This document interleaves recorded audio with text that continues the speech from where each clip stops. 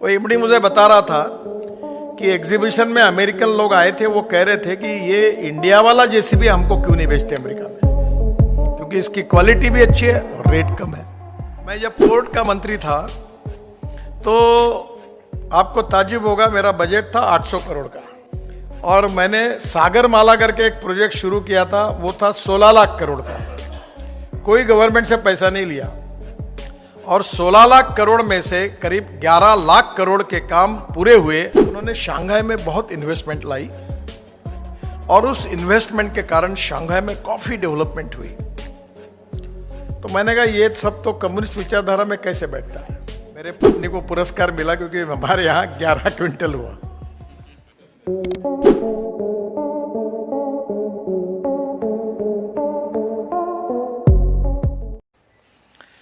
मैं चाइना गया था। चाइना के पॉलिटिकल पार्टी के प्रेसिडेंट ने हमें इनवाइट किया था। मैं बीजेपी का डेलीगेशन लेके गया था। तो शंघाई जब घूम कर आया और सब देखा तो मैंने उनको एक सवाल पूछा था कि आप तो केवल लाल झंडा ही बाकी है, बाकी कम्युनिस्ट पार्टी की कोई बात दिखती नहीं। ये लिबरल जो चाइना में जो नॉन रेसिडेंशियल मंगोलियन वंश के लोग थे वर्ल्ड में, उन्होंने शंघाई में बहुत इन्वेस्टमेंट लाई और उस इन्वेस्टमेंट के कारण शंघाई में काफी डेवलपमेंट हुई। तो मैंने कहा ये सब तो कम्युनिस्ट विचारधारा में कैसे बैठता है।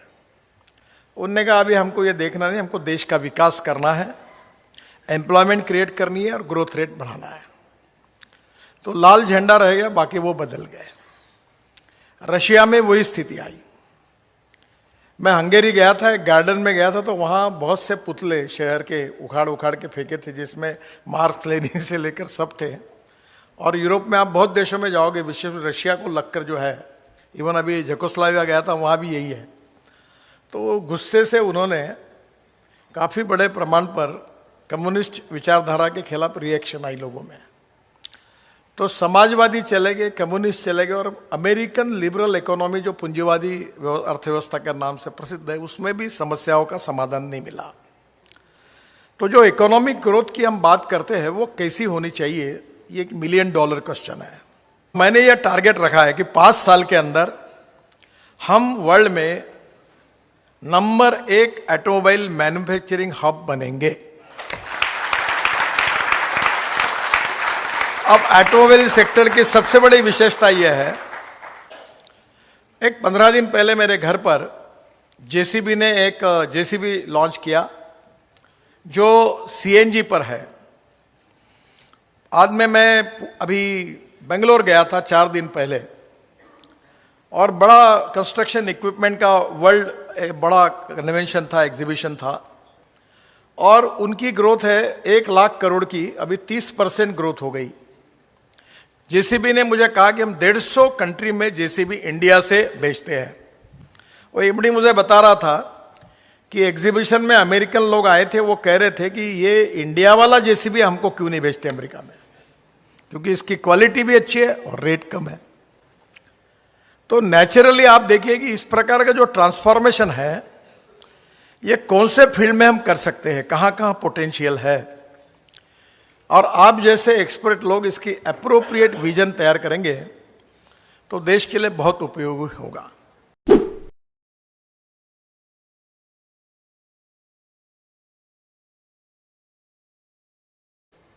आपके ध्यान में ज्यादातर शिपिंग का नहीं आया होगा, पोर्ट्स का नहीं आया होगा।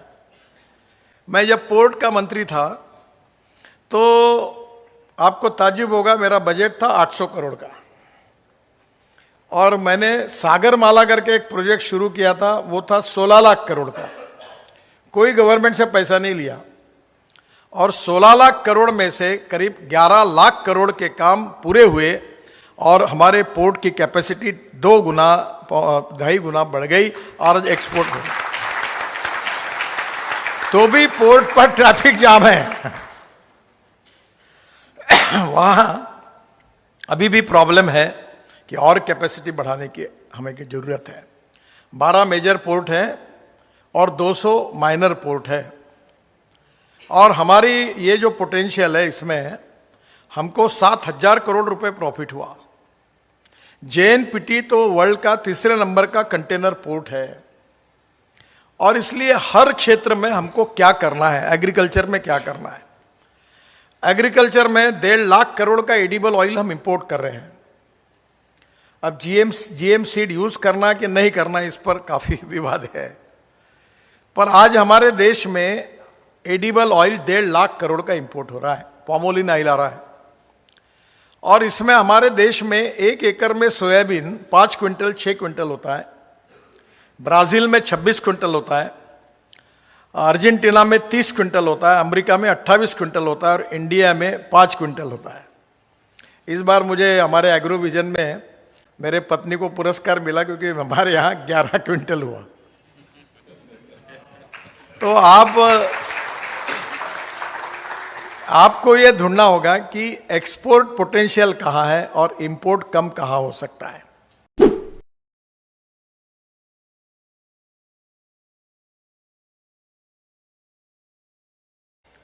आप यूरोप के किसी भी देश में जाइए, आपको वहां का कंटेनर छोटे जहाज में डालकर पोर्ट में आता है, और हमारे यहां कंटेनर को अगर पहुंचाना है पोर्ट में, तो रोड से पहुंचाने के बाद डीजल और उसके कॉस्ट लगकर कॉस्ट बढ़ती है। मुंबई और दिल्ली के बीच में जाने के लिए एक ट्रक को 54 घंटे लगते थे। अब नया हमारा रोड बन जाएगा तो 22 से 24 घंटे के अंदर रुकते हुए भी वो पहुंच जाएंगे। हमारा तो कोशिश है कि 18 घंटे में पहुंच जाएंगे, तो लॉजिस्टिक कॉस्ट कम होगी, और एक ट्रक महीने में 4 ट्रिप मारता था, वो कम से कम 7 से 8 ट्रिप मारेगा, तो नेचुरली कॉस्ट कम हो जाएगी। अभी चेन्नई में ऑटोमोबाइल की फैक्ट्रीज है और गुड़गांव में, दिल्ली में है। यहाँ की गाड़ी उधर जाती है, वहाँ की गाड़ी इधर आती है। हमारे यहाँ तमिलनाडु में भी काफ़ी प्रोडक्शन होता है। तो पहली बात यह है कि futuristic technology, futuristic vision, futuristic planning and futuristic implementation is very important. अब सबसे इंपॉर्टेंट चीज है कि बजट से सब बनता था। हमारी व्यवस्था ही ऐसी है कि हमारा 2 लोगों पर बहुत विश्वास है, कुछ भी हुआ तो इन्होंने करना चाहिए, एक सरकार पर और दूसरा भगवान पर।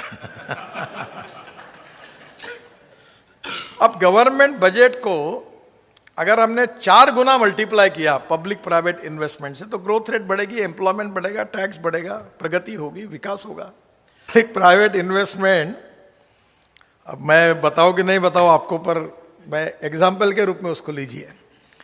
एक आदमी मरने के बाद उसको लकड़ी से जलाते हैं और वो गोरी लगाते हैं, तो उसकी कॉस्ट आती है 2800 रुपये, अभी बड़ी होंगी।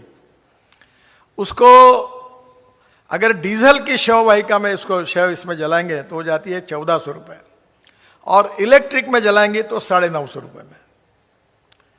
तो मैंने एक को आइडिया दी कि ये बीओटी में निकाल दो मुर्दे जलाने का काम, और चॉइस दे दो लोगों को, लकड़ी से जलना है तो इतना, डीजल से जलना है तो इतना, और इथेनॉल भी लगाओ या प्लास्टिक का क्रूड पेट्रोल से जलना है तो इतना। लोगों की बचत, पोल्यूशन भी कम, और लकड़ी की बचत होगी, इकोलॉजी एंड एनवायरनमेंट को प्रोटेक्ट किया जाएगा।